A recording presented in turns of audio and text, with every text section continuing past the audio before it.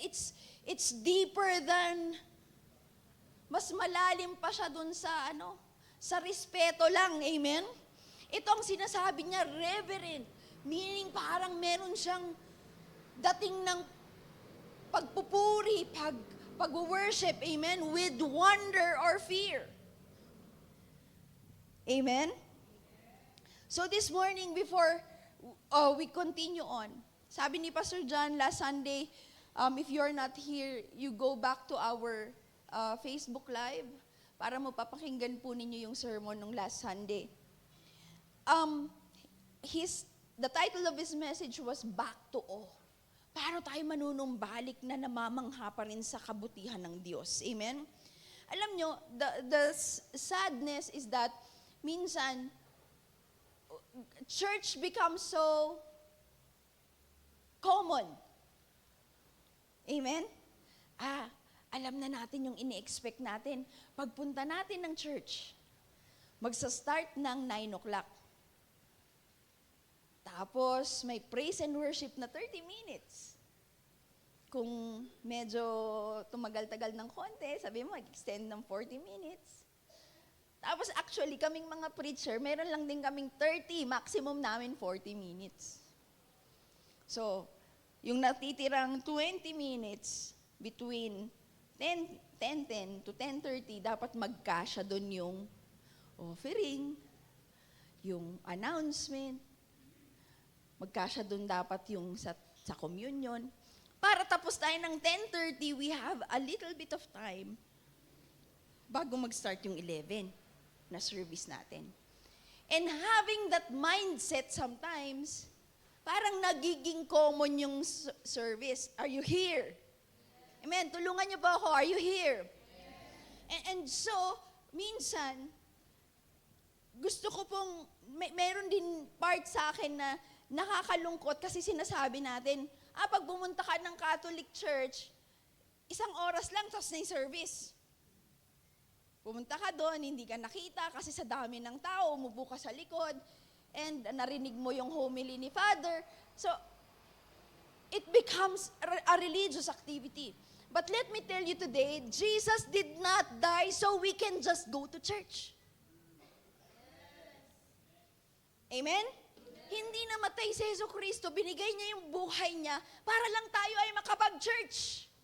There is more to church, there is more to God than just being in church. And I pray that in the coming year, we really position ourselves to live in awe. Expectant. Yung alam natin, nung last year, ang theme natin, overflow. Medyo iba ang overflow sa akin. Ang overflow sa akin, problema. Medyo ang overflow sa akin, mental problems. Medyo ang overflow sa akin is yung health issues. Iba't iba tayo ng klase ng overflow. Pero pag-iisipin mo, gagawa ka ng listahan ng lahat ng pagpapala ng Diyos versus dun sa napagdaanan mo, mas marami pa rin talaga yung blessing ng Panginoon. Oo, nagkasakit ka pero hindi ka pa rin namatay. Hello! Diba? Oo, nagkasakit ka. Pero gumaling ka naman kahit papaano, malakas ka ngayon. Wala kang pera. Oo, pero kumakain ka pa rin naman. Nawalan ka ng trabaho, pero tingin mo yung pamilya mo, buhay pa naman sila. So pag binibilang natin, if we think about it, yes, there were an overflow of difficult things. Pero there's also an overflow of God's blessings na minsan hindi natin ma-appreciate. Kasi we tend to dwell on what happened in the past year. And so this year, I want to tell you that Jesus did not die so we can just go to church. Jesus died on the cross so that we can experience God's many promises. I'm proud of our church family and the things that God has allowed us to do here in our church and our community. Amen? Pero we are not just about a gathering, amen? Individually. Sabihin nyo nga individually. Dapat maranasan mo yung kabutihan ng Diyos. Dapat ma-recognize mong mabuti ang Panginoon. Amen po. Amen. And so, how do we live in awe? How do we live in awe? If you have your Bibles with you, open it with me in Genesis chapter 3, verse 8. Sabi po ng Genesis chapter 3, verse 8 to 11, sabi niya, "And they heard the sound of the Lord God walking in the garden in the cool of the day, and Adam and his wife hid themselves from the presence of the Lord among the trees of the garden. Then the Lord God called Adam and said to him, 'Where are you?' So he said, 'I heard your voice in the garden, and I was afraid because I was naked and I hid myself.' And he said, 'Who told you that you were naked? Have you eaten from the tree of which I command you that you should not eat?'" Ito pong storya ng Genesis chapter 3, if you read from verse 1, ang sinasabi niya po doon, this is the story about the fall of man. Ito po yung time na sinabihan sila ng Panginoon, "Of all the trees in the garden, you may eat. Except for one in the middle, which is the tree of good, of tree of life and the tree of good and bad and knowledge of the good and evil." Pero they were tempted, Eve was tempted. And so in Genesis chapter 3, sabi niya yon, and they heard, eto na, nung nakita nilang kinain nila yung prutas, they realized they were naked. Nagkaroon bigla ng mali siya. You see, the truth is, sin always shames. Say it with me, sin always shames. Every time you commit a sin, it's so shameful. It brings you guilt. It brings you shame. Amen? Nakakahiya, kaya nga sabi ni PBBM sa mga congressman, mahiya naman kayo, pero parang hindi siya tinatablan no? So ito, sabi niya, they were in shame. And so sabi niya ganyan, that because they realized na they were naked, they hid themselves from the presence of the Lord God among the trees of the garden. But I know God knew that they committed sin. Amen? And so God was walking in the cool of the garden. Yan. Ang unang hinanap ng Diyos, where are you? Saan kayo? So, the first question we need to ask ourselves when we really want to live in awe, especially at the beginning of this year and the months to come, is to ask ourselves, where are you? Amen?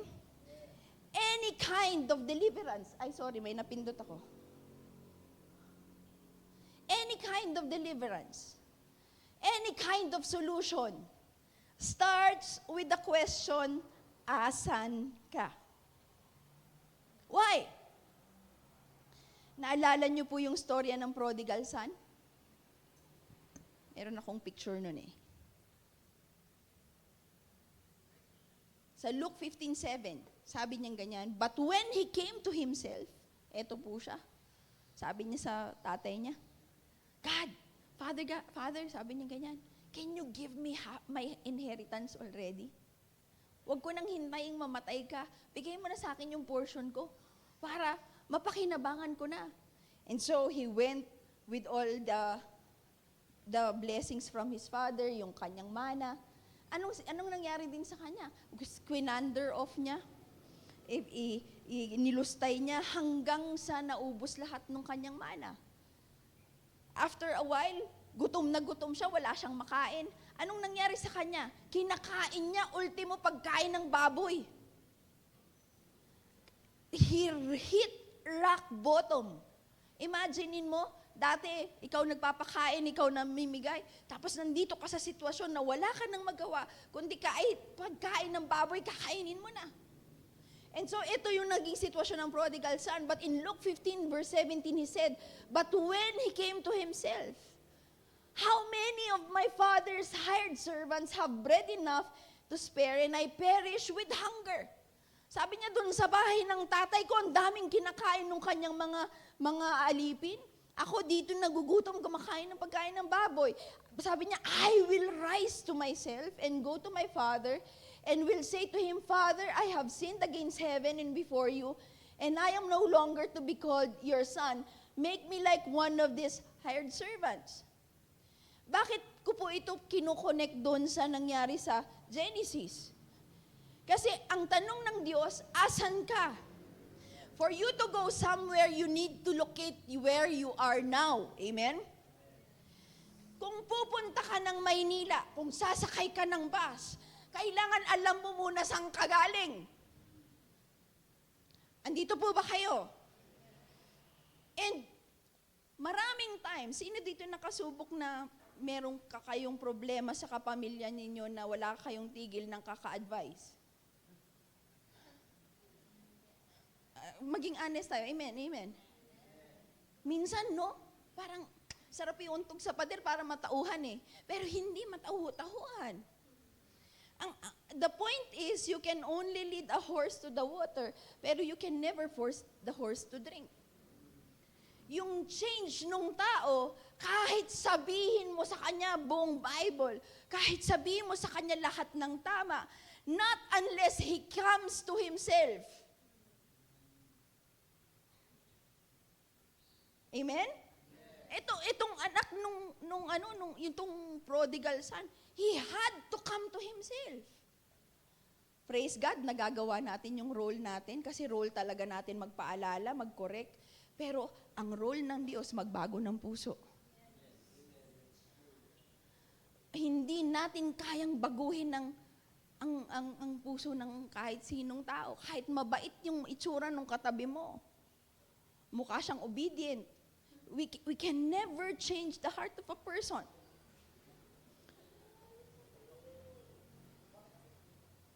Now, ang question sa atin is, we want to live in awe. Amen? Now, when the prodigal son came to himself, he also was able to locate himself. Anong ibig sabihin nun?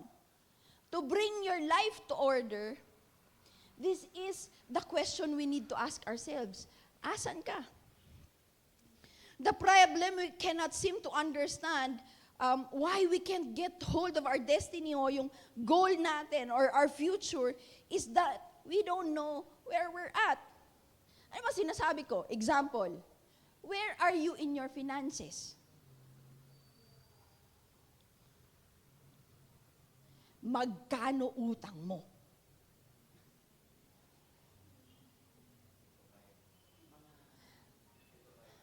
Ha? Hindi, kasi ang goal natin this year, lahat ng utang natin, mabayaran natin. Amen? But my point is, we need to locate ourselves. Where are you in terms of your finances? Magkano utang ko? Magkano ang laman ng pera ko, ng bulsa ko, na I can spend for my family? Hanggang saan ang aabutin yan? Are we making sense this morning? So where are you? For you to be able to go from here to there, kailangan alam ko muna kung asan ako. Amen ba? So, if you cannot locate where you are in your life, because if you can locate yourself where you are, then you can make a plan. Pwede ka nang magplano. Halimbawa, ang utang mo ay, sinong gustong magbigay ng ballpark figure dyan? 20,000. Manipis, pastora, manipis. Alam nyo ba, may pinapanood kami ni pastor nung minsan, yung documentary sa YouTube, na yung isang lalaki nalulung sa scatter. Huwag nyo munang kalabitin yung katabi nyo dyan. Nalulung siya sa scatter. Alam niyo po ba yun? Ay, alam nila. Ala kayo. So, nalulung siya sa scatter. Meron siyang computer shop kasi na niraran. He was 45 years old. Tapos alam niyo ba, sa kapagiging lulong niya sa scatter, 3 Bombay ang inuutangan niya. And he has to come up with 4,000 pesos a day. A day. Para bayaran niya lang yung araw-araw na sinisingil sa kanya ng Bombay. Hindi isang Bombay, 3 Bombay. So, ngayon, I hope wala sa ating ganun. Amen? The reason why it's important to ask, where are you? Is so that we can make, alam nyo, I love New Year's. Kasi every New Year provides us a clean slate. Parang pwede, kaya nga, dyan tayo usong mag-New Year's resolution eh. Amen? So, this time, sabi nung anak, sabi niya, he came to himself. He came to himself. Came to his senses. So, where are you in your life? Because that determines your plan. The stage of your life where you are in. Kasi kung alam ko yung utang ko, sabihin ko ng 20,000 halimbawa, at sumisweldo din ako ng 20,000 a month, at yung 20,000 na yun, gusto kong mabayaran within the next 6 months, or sabihin mo ng 10 months, then I can come up with a plan. Hello? So kung 20,000 yun, okay, 20,000 na receive ko, ipipikit ko yung mata ko, magtitiwala ako sa Diyos, ibibigay ko yung aking tithes. 2,000. Amen? So ngayon, ang gagawin ko, ihihiwalay ko naman yung 2,000. Pambayad doon sa utang. Magkano natira sa'yo? 16. So now, the 16,000, doon sa 6,000, may pambayad ka na ng internet, may pambayad ka na ng kuryente, may pambayad ka na siguro, probably kung ano man yung kailangan mong bayaran. And the rest can go to food. Andito po kayo? I'm just giving you a little bit of an example. Why? Because I guarantee you that if I ask you today what you need, you will begin to think, eto yung kailangan ko financially, eto yung kailangan ko in my marriage. And if you know where you are in your marriage, then when you can plan, Lord, magtatrabaho muna kami ng mister ko, pero in 2 years' time, in 3 years' time, hihingi na kami sa'yo ng anak. Amen? So, the Bible tells us, in Philippians 4:19, and my God shall supply your need according to His riches in glory in Christ Jesus. So, I want you to realize that when you know where you are, sabi ni Lord, and my God shall supply. But you have to know your need. Amen? What do you need? Is it money to pay off debt? Is it work? Is it a good relationship? Is it a child? Anong sabi doon? My God shall supply. Not based on what you have in your pocket, but based on the riches of God. Hello! It is never based on your pocket. Why? Because God knows what that you can do. He is never gonna be enough. Amen po. Kaya nga, si Daniel, manager ng bangko. Pag tayo pupunta ng bangko at mangungutang tayo, hindi natin sasabihin kay Daniel, Daniel, mangungutang kami. Ang tatanong kaagad ni Daniel, how much do you need? How much do you need? And so, lagi nating sinasabi kay Lord, God is all-knowing, of course. But how much do you need? What do you really need? Or baka sinasabi natin, bahala na si Lord. And we're not specific about the things we are praying for. Why? Kasi the banker, the manager, before he gives you the loan, will look at your financial portfolio. Hindi ka pa uutangin ni Daniel ng 1,000,000 kung ang kinisweldo mo lang ay 20,000 a month. Kailangan may balanse doon, di ba? Ganon din si Lord. Hindi niya tayo bibigyan ng pagpapalang hindi natin kayang i-handle.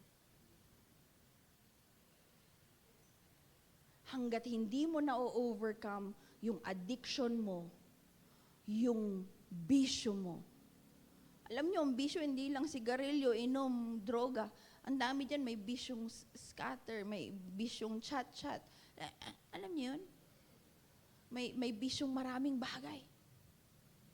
Kasi, alam ng Diyos, pagka nandito itong batang si Riley, dito sa harapan, pag binigyan ko si Riley ng 12 kilos na bigas, kaya niya bang buhatin?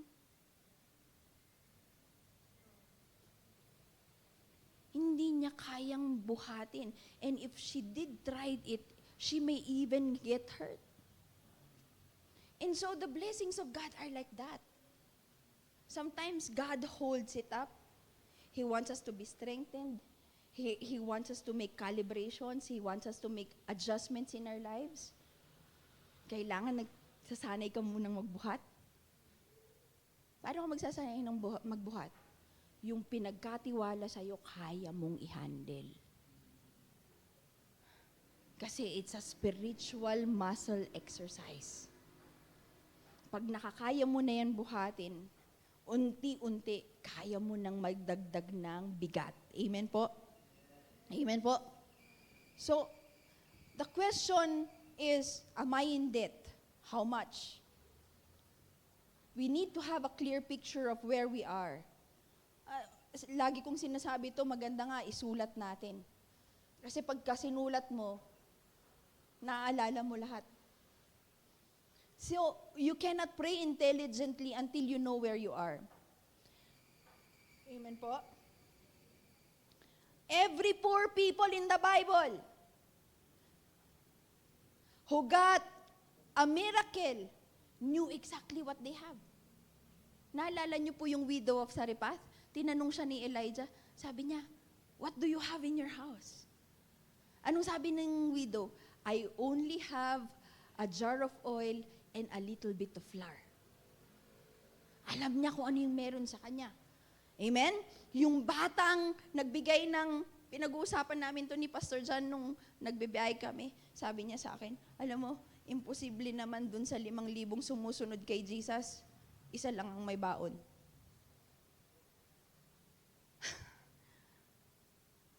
Di ba? Yung lahat ng 5,000 sumunod kay Jesus na pinakain niya, imposibleng isa lang ang may baon. Are you with me? Pero yung batang yon, siya lang yung willing magbigay nung karampot na meron siya. And he experienced the miracle of God. So, this morning, ang panalangin ng puso natin is that we need to come out and let's have a clean look at where we are. Kasi kagaya nung prodigal son, sabi niya ganyan, he came to himself. Showing me where I am gives me an idea how far I am to the door. Amen? Kung nandito ka sa Baguio, alam mo na 5 hours away ka from Manila if you ride a bus. Amen? So you would know how closer you are to the door. Ang ibig kong sabihin, kung meron kang utang na 20,000 at nakabayad ka na ng 4,000, palapit na ako ng palapit. Nakakita na ba kayo ng floor mat na may nakalagay, you are here? Diba? Pagdating natin dun sa destination natin, why? It becomes a clear target. Amen po, church. Amen, church. So, pag nagsusulat ka kasi, nung hinihingi mo sa Panginoon, it gets overwhelming. But let me remind you again, Philippians 4:19. Sabi ni Paul, my God, ang Diyos ko, shall supply all your needs according to His riches and His glory. Amen? Amen. Pwede ba nating palakpakan ng Panginoon? He supplies. Next, sabi ng Philippians 3:13, brothers and sisters, I do not consider myself yet to have taken hold of it. Sabi niya, but one thing I do, forgetting what is behind and straining toward what is ahead, I press on toward the goal. So, number 1, you need to know where you are. And number 2, press toward the goal. Ang goal mo, debt-free in a year. Have a job in the next 3 months. Work on my marriage now. Amen. Amen. I press on toward the goal. Anong goal mo? Kasi kung wala kang goal, kaya sabi ni Paul, sabi niya, sige, nagkamali ka na nung nakaraan. Amen? We were not able to manage what we have well in the past. Sabi ni Paul, sige na nga, hindi naman sa nagmamalaki ako, ito ibig sabihin ni Paul, I do not consider to have taken hold of it. Pero one thing ang gagawin ko, kakalimutan ko na yung nakaraan. The things that's holding me back. And then, I press on now toward the goal. Amen? Walang nagninigosyong walang goal. Saan yun? Yeah. Alam niyo po ba, for the last 2 days, we were in Casa La Playa sa San Juan. Hindi kami nakapag-swimming. Kasi nag-strategic planning po kami para for the whole year for the church. Every ministry came up with a goal. Alam niyo po, nung 2024, beginning of 2024, ang sabi namin, ang isa sa mga goal, that we will be able to reach 1,000 people in 2024. It's a goal. Alam niyo po ba, February that year, nag-open si Lord ng Pine City National High School sa atin, nakapag-minister tayo sa 3,000 estudyante ng Pines. It was just a goal written down. Why? Because when you have a goal, you can now submit the plan to God. Lord, ito yung pinaniniwalaan namin. Lord, it is... Ako po may notebook din ng mga hinihingi ko sa Panginoon. Unti-unti kong may mga na-cross out na ako. Why? Kasi it really, when you, alam niyo, ako, personal testimony ko to, sabi ko sa 2025, I will lose weight. Hindi ko mamadaliin, sabi ko. Kasi ilang taong kong inipon yung aking taba. Hindi siya, hindi siya practical na sasabihin kong in 1 month or 2 months or 6 months, lahat nung kinain ko ay naubos ko ng pumayat. So, ang ginawa ko lang, sabi ko kay Pastor John, tulungan mo ako. Kasi itong asawa ko, wala itong ginawa kundi, kain tayo. Last tayo. Libre kita ng lunch. Walang ginawa yan kundi yayain akong kumain. Sabi ko, tulungan mo ako kasi this is my goal. Sabi ko, dahan. So in 2025, I lost 12 kilograms. It was a goal. I have to press toward it. Amen? And we have different kinds of goals. Amen, church? Amen. So, what do you want to press toward on? Kasi ang hirap ng nagda-darts. Nang walang target. Amen? Ang kailangan natin ngayon, nandito ako, bubulsayin ko to. Kasi kung tama ka ng tama, na wala kang sinushoot, alam yun, tawag doon, loose cannon. Kaya nga sa mga pulis, ang unang tinuturo sa kanila, yung sa lahat ng target shooting.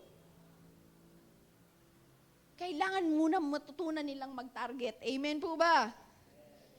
Amen. Kaya sa mga naghahanap din ng mga magiging girlfriend, magiging boyfriend, tumarget naman kayo ng matino. Kasi kung target ka lang ng target ng kahit let me tell you, kahit sino din makukuha mo. Oh, I will leave it at that. Amen?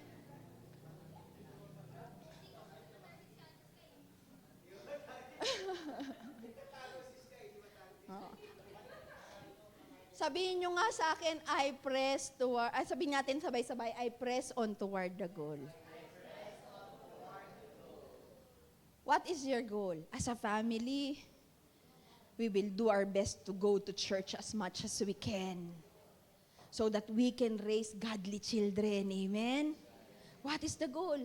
As a family, Lord, tulungan mo kaming hindi gumastos unnecessarily para may savings kami kahit papaano at the end of the year. Amen? What is the goal? What is the goal?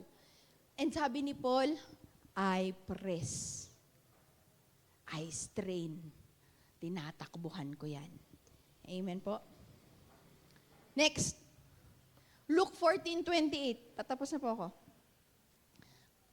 Which of you intending to build a tower does not sit down and count the cost whether he has enough to finish it?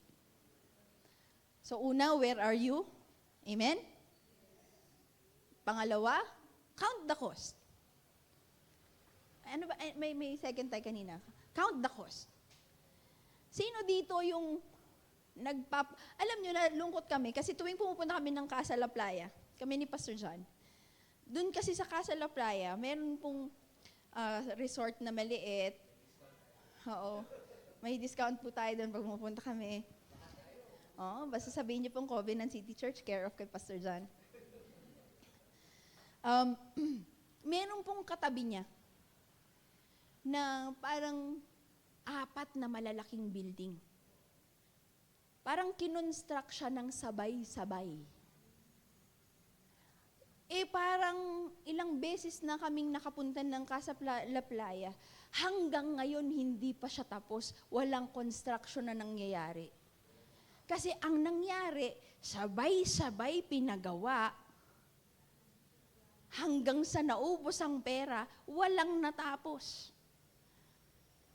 Sino sa atin ang ganun? Maraming sinisimulan, hindi natatapos.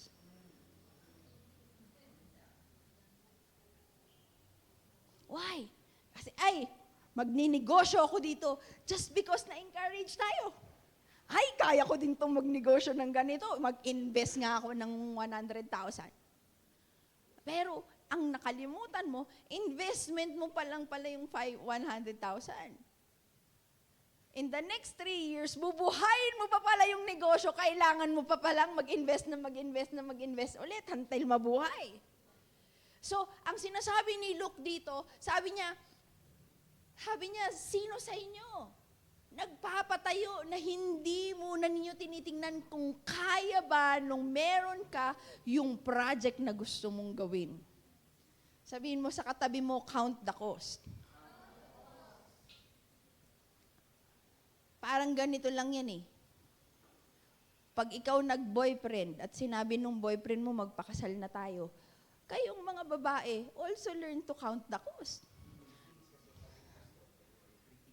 Ano na yun? Ano daw?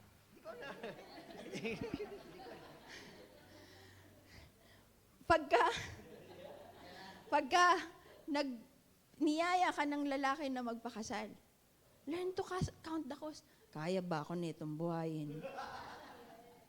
Kaya ba nitong bumili ng bigas? Kasi sa totoo lang, wala pong nabubuhay sa kilig lang. Iwanan ko na dun. Sa lahat ng may asawa dito, lumalampas ang kilig, tama? Pero ang araw-araw na bigas, hindi. ang araw-araw na pangangailangan ng ating mga anak hindi natatapos. Tapikin mo yung katabi mo, hindi enough ang kilig. Count the cost. Count the cost. Lahat ng desisyon na gagawin natin, hindi lang dahil na-excite tayo. Pag lumipat ba ako ng trabaho, sabi, lipat na ako ng trabaho kasi ang hirap nitong boss ko. Parang yung anak ko ngayon, pinapahirapan ng isang boss niyang bago. Ang pangalan ay Karen. Kaya nung nag-uusap kami nung minsan nung anak ko, nandun si Karen, sabi nung anak ko, Ate Karen, mag-sorry ka nga sa akin. Hinihingi niya kay Karen yung sorry kasi alam niyang yung si Karen na boss niya hindi magsusorry. Sabi ko sa anak ko, anak, kahit lumipat ka ng trabaho, you will encounter the same difficulties in a job. Amen? Pwede kang magpalit ng trabaho pero hindi mo ibig sabihin mabawala yung problema. You will always encounter the problem and what you need to do is strengthen the inner man so that it can withstand the challenges. Amen? Count the cost. Pag umalis ako, paano kung umalis ako, hindi ako nakakuha agad ng trabaho? I'm sure sa mga mag-aasawa na isa nawawalan ng trabaho, pinag-uusapan niya yan, paano tayo mabubuhay pag wala yung trabaho mo. That is good. That is counting the cost. Amen? So, meron ako nakita kahapon, sabi niya, God won't multiply what you mismanage. Ang napagkakatiwalaan sa maliit, mapagkakatiwalaan sa malaki. God doesn't multiply disorder. So kung He multiplies what is honored, stewarded, and brought into alignment with His heart. Amen po? Lord, pagpalain mo ako, manalo ako dito sa scatter na to, Lord, para magtatights ako, Lord. It is not an alignment with His heart. It is not honored. It is not aligned. Amen! Sabihin mo sa katabi mo, God will not multiply what you mismanage. Kaya lagi namin sinasabi, whatever we have right now, as a church, as a people of God, we manage it well. Amen? Amen. Next po, Ephesians chapter 3, verse 14. Sabi niya, for this reason, I kneel before the Father. Sabi po ni Paul, from whom heaven and earth, from whom every family in heaven and earth derives its name. O isa lang palang apelyedo natin. Lahat pala tayo galing sa Panginoon. Amen? Whom every family in heaven. I pray that out of His glorious riches, anong sabi? He may strengthen you with power in the Spirit in your inner being. So ang gusto ng Panginoon, palakasin muna yung ating inner being. Amen? Bakit? Kasi kung matatag ka, may relasyon ka sa Diyos, you're working towards your spiritual maturity. Sabi niya, so that Christ may dwell in your hearts through faith. And pray that you being rooted and established in love, that may have the power to get together with all the Lord's holy people. Kasi kung strengthened ka from within, magagrasp mo, magtitiwala ka. Sabi niya, to grasp how wide and long and high and deep is the love of Christ for you. So, ibig sabihin, when you know where you are, alam niyo bang ginawa ng Panginoon kay Adan at Eva? Nung nalaman nilang nakahubad sila at nagtahi sila ng dahon? Sino dito ang naniniwalang magtahi ka ng dahon in a few hours? Wala ng dahon, lanta na silang lahat. Pero dahil sa pagmamahal ng Diyos sa kanila, sinabi ng Panginoon, anong ginawa ni Lord? Pumatay siya, he killed a ram or a goat or whatever, a sheep. Anong ginawa ng Diyos? Pinagtahi sila ng damit. God covered them up. Ganon ang pag-ibig ng Diyos. Amen? And to know this love, sabi niya, ang gusto ni Paul sa atin, maranasan natin, malaman natin ang pag-ibig ng Diyos, na hindi lamang dito sa ating pag-iisip. Sabi niya ganyan, that you may be filled to the measure of the fullness of God. Verse 20, ito yung pinaka-importante, sabi niya, now to Him who is able to do immeasurably, more than all we can ask or imagine, according to His power that is at work within you. So, ano yung gagawin ng Diyos sa atin? If we realize how much He loves us, He can do immeasurably, more than we can think or imagine. So, last na pong point, is to walk worthy. Sabihin mo nga sa katabi mo, walk worthy. So, una, we know where we are. Pangalawa, we count the cost. Amen? We press toward the goal. And then we walk worthy.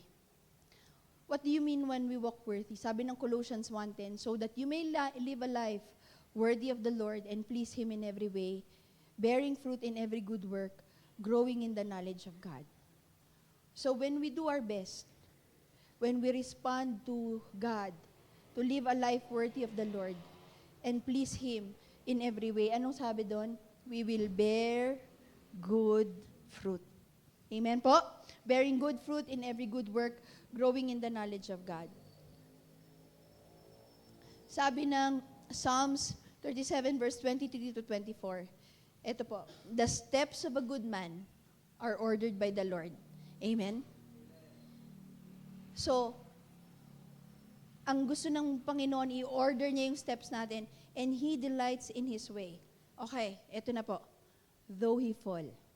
Sabi mo sa katabi mo, though you fall, he shall not be utterly cast down, for the Lord upholds him with His hand. Nagkakamali tayo, may mga pagkukulang tayo sa desisyon natin in 2025 or probably in 2024 na inaani pa natin ngayon. Pero sabi ng Bible, the Lord orders the steps of a good man. Amen? And though he falls, kasi tayong lahat dito nagkakamali pa rin. Amen po?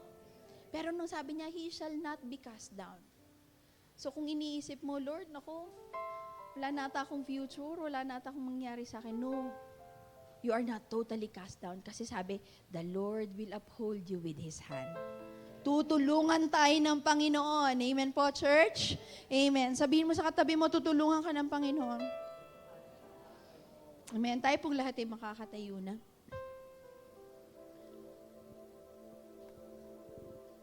The steps of a good man are ordered by the Lord. Ang tingin sa atin ng Panginoon, good tayo. Amen? Kasi kahit na nagkulang tayo, sabi niya ganyan, though he falls, he shall not be cast down, for the Lord upholds him with His hand. This morning, the question for us is where we are. Where are we? Kagaya ng tanong ni Lord kay Adam and Eve. Because when He asked where they are, He was able to help them. So, ngayong umagang ito, gusto ko pong lahat tayo yumuko. Kausapin po natin ang Panginoon, Lord, andito ako. This is my situation. But you said in your word, and my God shall supply all my needs according to His riches and His glory. And Lord, because I know you are able, Lord God, I will press toward the goal. And I will walk, Father God, with you and trust you while I'm waiting. Trust you when we are waiting for our breakthroughs. Because we want to live, Father God, in awe of what you can do in our lives.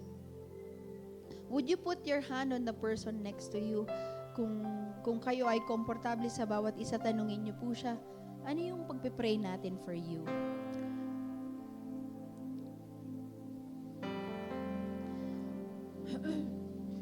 And this morning, I want us to pray for the person next to us, pray for our families, and allow the Lord to do greater things in our life today and the year to come. Yes, God. Yes, Lord. Lord, let this be a better year for my family. Lord, let this be a better year for our finances. Lord, let this be a better year, Father God, for my health. Father, let this be a better year, Lord God, for our marriage, for my relationship with my children. Panginoon, let this be a better year. Let me be a better father to my son, a better mother to my son and daughter. I want to be better, Lord. Father God, naririto ang iyong mga anak. Lahat kami, Panginoon, naninigluhod. Lord, sinasabi namin, Panginoon, sa'yo, hindi namin kaya. On our own strength, Lord God, we will always fall short. But by your grace, you are more than enough. Your grace is ever enough, Father God. And so today, Lord God, I pray for every family represented in this house.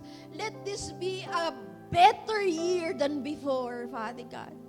Where we're better with our relationships, better with our decisions, and better in our love and service to you, Father God. O, dakilang Diyos, purihin ka po sa umagang ito, Panginoon. Lahat ng pagsamba, lahat, Panginoon, ng pagtitiwala, Panginoon, binibigay namin sa iyo. And so, Father God, we honor you and bless you, Lord. Bless our families. Bless the works of their hands, Father God. We pray this in the name of your Son, Jesus Christ. Amen and amen and amen. Amen. Amen. Thank you, Pastora Hannah. Let's all be seated for a while. We'll be having our communion this morning, but before we go to our time to commune with God, I'd like to welcome you to open your Bible in Genesis chapter 3. Sahin po natin. Sabi po dito, so when the woman saw that the tree was good for food, that it was pleasant to the eyes, and a tree desirable to make one wise, she took of its fruit, and she also gave to her husband with her, and he ate. Then the eyes of both of them were open, and they saw that they were naked, and they sewed fig leaves together and made them coverings. Ito po yung sinabi ni Hannah kanina. And then let's jump to verse 21, and it says, also for Adam and his wife, the Lord God made tunics of skin and clothed them. We all know po yung story ng Genesis chapter 3 when the Bible tells us that Adam and Eve sinned before God. Sabi ng Bible, sabi ng Diyos sa kanila, pwede niyong kanin lahat ng uri ng halaman, lahat ng uri ng prutas na nasa harden, pero isa lang ang hindi niyo dapat kainin, which is the tree of the good and knowledge of evil. But we all know that the woman was tempted by the devil, by the serpent, and the woman ate and then gave it also to her husband. Anong sabi ng Bible? The moment they ate, hindi po nabuksan agad yung mata nilang dalawa. Kumain muna yung babae. Pagkatapos nung binigay niya doon sa lalaki at kumain din yung lalaki, then sabay na nabuksan yung kanilang mata. It was the husband and it was the wife. Sabi po ng Bible, hindi pa nabuksan agad yung mata nila. Nung kumain yung lalaki, saka nabuksan yung mata nilang dalawa. And they saw that they were naked. And the moment that they saw that they were naked, shame came in because of their disobedience. Sin came in because of their disobedience. So anong ginawa ni Eve saka ni Adan? They went and looked for leaves to cover themselves, and they sew fig leaves. They were trying to cover their nakedness. They were trying to cover their shame. They were trying to cover their sin, their disobedience by their own works, sa pamamagitan ng sarili nilang gawa. Minsan kapag nagkakasala tayo, ang una nating naiisip, gagawa nga ako ng mabuti para makalimutan ko yung masama kong ginawa. Para bang kapag nagkasala tayo, yung ginawa nating mabuti, tatakpan yung nagawa nating kasalanan. Ganito po yung isip ni Adan at ni Eva nung nagkasala sila. Nisip nila na sa pamamagitan ng kanilang gawa, sa pamamagitan ng kanilang kabutihan, pwede nilang takpan yung kanilang kahihiyaan, pwede nilang takpan yung kanilang kasalanan, pwede nilang takpan yung hindi nila pagsunod sa Panginoong Diyos. Pero alam po natin na yung pong dahon hindi pwedeng magtakip ng ating karumihan, ng ating kasalanan, ng ating kahihiyaan. Kaya anong sabi po ng Bible? God made a tunic. He took an animal, and covered their nakedness. From Genesis to the book of Revelation, we always talk about the lamb that was slain, yung tupa ng Diyos, the lamb that was slain. And yung pong tupa na yon o yung animal na yon that was slain, that was killed, kung saan dumuloy na dugo, it represent Jesus Christ that will die on the cross of Calvary. Wala po tayong gawa na mabuti na pwedeng takpan yung ating kahihiyaan. Ang Panginoong Diyos mismo po ang gumawa ng pagtakip natin sa ating kahihiyaan, sa ating karumihan. And that is why there's a lot of people today, they struggle being good. They struggle changing. Why? Kasi ang hope nila to change is doing good. Our hope for us to change, for our hearts to be transformed, it's not doing good works. It is the sacrifice of Jesus Christ. It is the forgiveness of Jesus Christ. It is the death of Jesus Christ. And the moment we put our faith on the death of Jesus Christ, that's the only time that our works count. Hindi pwede po nating ipagyabang na sabihin natin, itong dahon na to, tinakpan na yung kasalanan ko. Itong dahon na to, tinanggal na yung kahiyaan ko. Itong dahon na to, pinapakita ko ngayon na Kristiyano ko. Wala pong ganoon. Hindi po pwede yon. Hindi kaya ng isang dahon takpan yung kasalanan natin. It is only the blood of Jesus Christ. And that is the reason why we are here today. I want you to know na yung kasalanan mo, yung kahihiyan natin, yung ating disobedience before God, because of the obedience of Jesus Christ, God Himself made us a way so we can stand before the Lord. Alam niyo bakit nila tinatakpan yung sarili nila ng dahon? Kasi natatakot sila, nahihiya sila sa Diyos. Alam nilang makasalanan sila, alam nilang madumi sila, alam nilang sumaway sila, nahihiya sila. Kaya nga sabi ng Panginoon, for the first time, hinanap ng Diyos si Adan at si Eva. Hindi dahil hindi alam ng Diyos kung nasaan sila. Bakit? Kasi nawawala sila. Nawawala sila sa presensya ng Panginoon. Nagtatago sila sa presensya ng Panginoon. That's what sin will do. No, that's what sin will do. Nahiya sila sa Panginoon, kaya tinakpan nila yung sarili nila. But now, because of Jesus Christ, Lord, hindi dahon to. Kapag umaharap tayo ngayon sa Panginoon, hindi natin sinasabi, Lord, itong kabanalan ko, hindi dahon. Lord, itong pong kabutihan ko, hindi dahon. Itong kabutihan ko, bunga ito ng katapatan ng ating Panginoong Hekristo na namatay at napako sa krus. And that's the reason why we are remembering the bread and the wine, because it doesn't speak of our own righteousness. It speaks of the righteousness of Jesus Christ that was given to those who believe, who put his faith not on their works, but who puts their faith on what Jesus Christ more than 2,000 years ago. Sabihin mo sa katabi mo, hindi mo na kinakailangang magtago. Hindi mo na kinakailangang mahiya. May namatay na para sa iyo. May napurusahan na para sa iyo. Hindi lang tinakpan ng Panginoon ang kasalanan mo, nilinis ka niya. Amen? I want you to all stand up today. Sarap, di ba? una pa lang na nagkasalang tao, gumawa ng Panginoon ng paraan para takpan ng Panginoon nating mga kasalanan. And today, we remember that. Lord, what a grace, what a love, Father God, that you have offered to your beloved. Lord, salamat, Panginoon, that I realize na hindi ko pala kayang takpan ang aking mga kasalanan. Hindi ko pala kayang, Panginoon, takpan ang aking, Lord, my disobedience before you. And we thank you, Father God, that it is you who made a way to clothe me so that I will no longer live in shame. So no longer will I hide before you. Lord, thank you for the body of Jesus Christ. Thank you for the blood of Jesus Christ. And today, as I take this bread, I remember that I am righteous because of His sacrifice. In Jesus' name. Let us eat.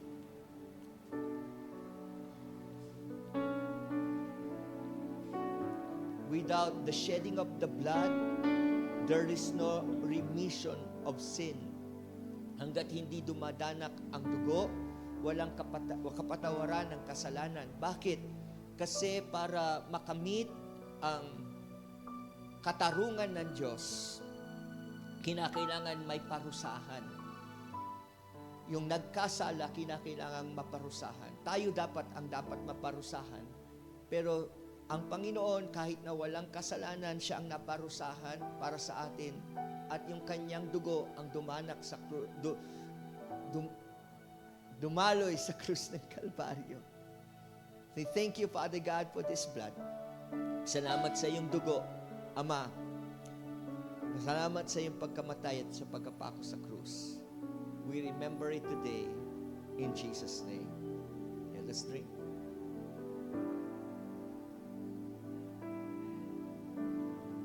Let me just pray before you give in cups. Lord, salamat, Panginoon, my brothers and sisters in Christ.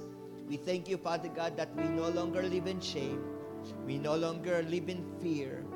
We no longer live thinking that we are unworthy before you. Lord, hindi po dahon that made us worthy. It is the blood of Jesus Christ. We thank you, Lord, in Jesus' name. Amen and amen. Amen.